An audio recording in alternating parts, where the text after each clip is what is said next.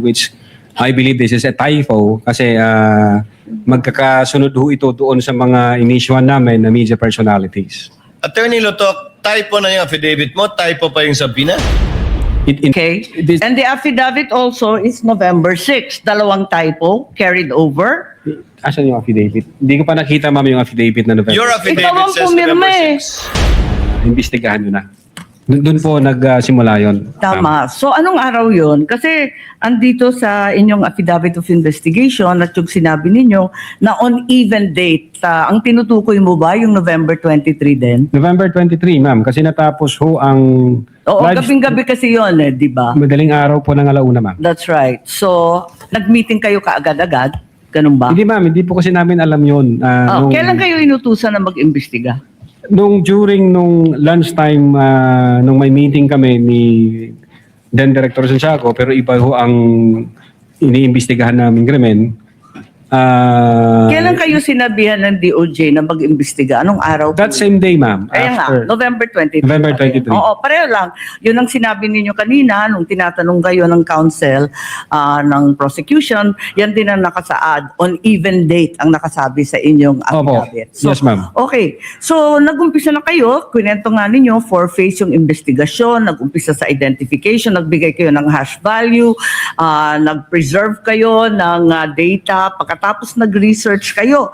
Subsequently, sinabi mo na meron kayong open source intelligence search at natuklasan ninyo na meron palang October 18 video na press con na naman ni OVP na nasa Facebook at may mga sinasabi na naman na puputulin yung ulo. Tama ba yon yung October 18 ang nakita ninyo? That's the continuation in the analysis phase, Your Honor. Oo. Yes, Your Honor. Kasi nag-research na kayo, no? Bilang fourth phase nga ng inyong investigasyon. Tama po ba? Hindi po, Your Honor. Yun yung third phase ho, yung analysis and attribution. Sa analysis pa at attribution. So third phase. Pero bandang huli na.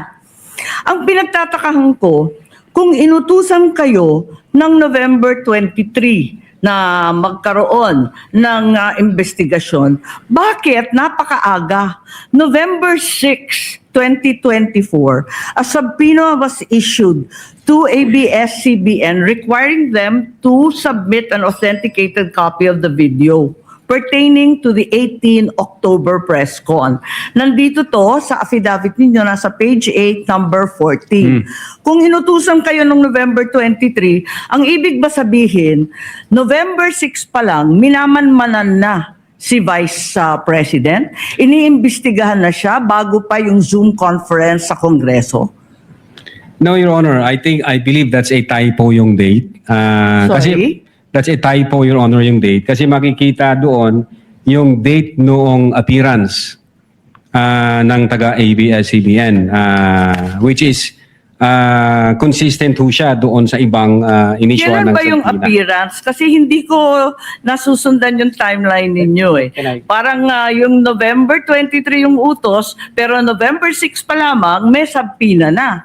Ba't nagkaganon? Typo ho yan, Your Honor. Hindi ho yan November 6. Typo na naman katulad ng Department of Justice. No, Your Honor. If I may refer to my notes, Your Honor. Oo, pakita mo na lang sa akin kasi nahanap ko hindi ko masundan eh. You may do so, This counsel. is page 6, number 14 po. November 6, 2024, subpoena to ABS-CBN.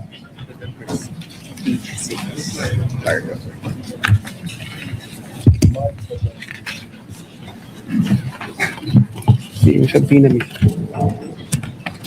The subpoena itself. The subpoena itself. Wala naman yatang date na binibigay tungkol sa appearance ni Patria Morales at yung iba pang Meron po, taga-ABS. Your Honor, if I...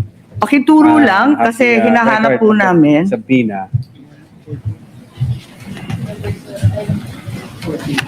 Yung subpoena mismo.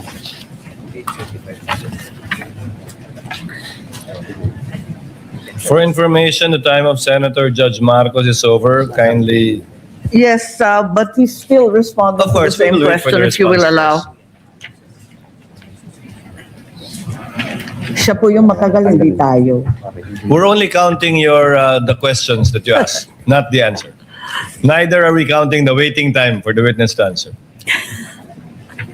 I-check ko lang po, Your Honor, para na... Kasi yung mga sumunod na meeting, doon sa page 13, sa number 30, at sa mga sumunod, yung mga tinutukoy doon, yung mga media na nandun sa Zoom conference. Hindi naman siya yung ABS na humawak ng camera noong October 18.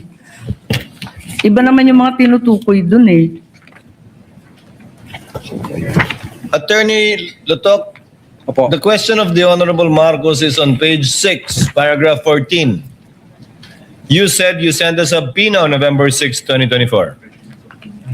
Unfortunately, because the annexes are not part of the document marked, it's not here. So the question is quite clear. If it's a mistake, then what is the correct date of the subpoena?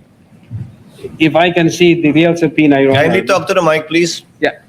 If I can see the real subpoena, Your Honor, because the subpoena was signed by our Assistant Director for Investigation Service. As I said, unfortunately, it was not attached to your affidavit, and I doubt if it's one of those marked or pre-marked Wala. by the counsel for prosecutors. As he said and admitted earlier, he did not or they did not mark all of the annexes in your affidavit. Yes, Your Honor. If I may, check ko lang po, Your Honor, para sigurado ho. Wala sa'yo ngayon. Inaanap ko po rito. Wala nga pong annex yan eh. Wala sa annex at wala rin sa affidavit. Kasi yung mga media na tinutukoy sa ibang pahina, yung mga nag-interview nung Zoom conference. Dito ho yung certified true copy daw, Your Honor. If I may, Your Honor, please, can I assist on this regard, if the court will allow? Only if you can produce a copy of the November 6 subpoena, counsel. Exactly, Your Honor. The documents are present. They are in the possession at present of the witness, Your Honor, please. They may not have been physically attached to the affidavit investigation, but they do exist in the records of the case as separate pre-marked documents, Your Honor, please. So Okay. it's here? Presiding officer, then is counsel saying that therefore the affidavit is defective or wrongful, and We that don't- November 6 is not the right date? What then is the right date to With the all due subpoena respect, to Your Honor, ABS? please, with all due respect, we object to the use of the term defective. Counsel, we shall await. Let the Yes. document speak for itself. Yes, Your Honor, please. If it's there. The witness is Yes, now it in the was the process. witness who said that it was a mistake, not me. No, it doesn't make the entire affidavit of investigation defective. No, I merely said the date was wrong, All right. because that's what he said. Yes, Your Honor.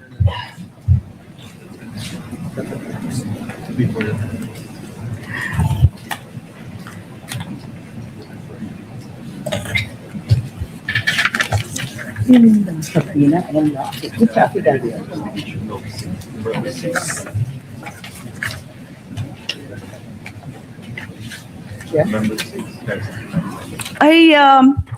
It's just been brought to my attention that in fact, presiding officer, 2 documents were issued on November 6. Not only the subpoena to ABS-CBN, but further the affidavit of investigation regarding the October 18 press con. Can we please be clarified as to these 2 documents which don't seem to appear in the affidavit nor in the annexes provided? Let's first wait for the witness to answer the first question, Senator Judge Marcos. Okay. Yes, Attorney Lotoc. If I may, Your Honor. Ito ho, ang subpoena, Duces Tecom, yung date ho ng appearance niya is December 11. Appearance po. Ang tinatanong yung Appearance. date ng subpoena. Date Attorney ng Lotoc. subpoena, Your Honor, is 6th day of November 2024, which I believe this is a typo kasi magkakasunod ho ito doon sa mga inisyuhan namin na media personalities. Attorney Lotoc, typo na yung affidavit mo? Typo pa yung subpoena? Hindi po. What are you Typo looking yun. at? The subpoena or the affidavit? Dalawa yan eh. What are you looking at, Attorney Lotoc? The subpoena, Your Honor. So the subpoena is dated November 6. Okay. This- And the affidavit also is November 6. Dalawang typo carried over. Asan yung affidavit? Hindi ko pa nakita, ma'am, yung affidavit na November. Your Ikaw affidavit ang says pumirma November eh. 6. Pero patingin ako. Yung affidavit of investigation mo na binigay, pati I-check yung ko po, amended, carried over din. Yung first draft na rineject ng DOJ, yung ikalawa, parehong November 6. Saan? Pirmado ninyo eh. Page 6, Counsel, paragraph 14 of his affidavit of investigation.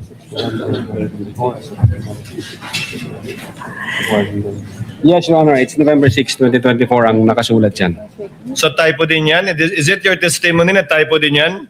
I believe so, Your Honor. Kasi ang intention namin dyan is 11 December 2024. Anyway, Senator Judge Marcos, the document will let the document speak for itself. That would be the best evidence of it, if at all, of the dates Thank you. of either the subpoena and or the affidavit. Yes, presiding officer, just to provide our witness a chance to correct himself for the documents, sa palagay mo, ano yung tamang date kung mali yung November 6? Same ho, Your Honor, doon sa mga subpoena na inisyu namin sa media personalities. Dapat magkakapareho. Yes, magkakasunod po yun. Okay, sige. Maraming salamat. Thank you very much, presiding officer. Damo nga salamat. Salamat po, ma'am.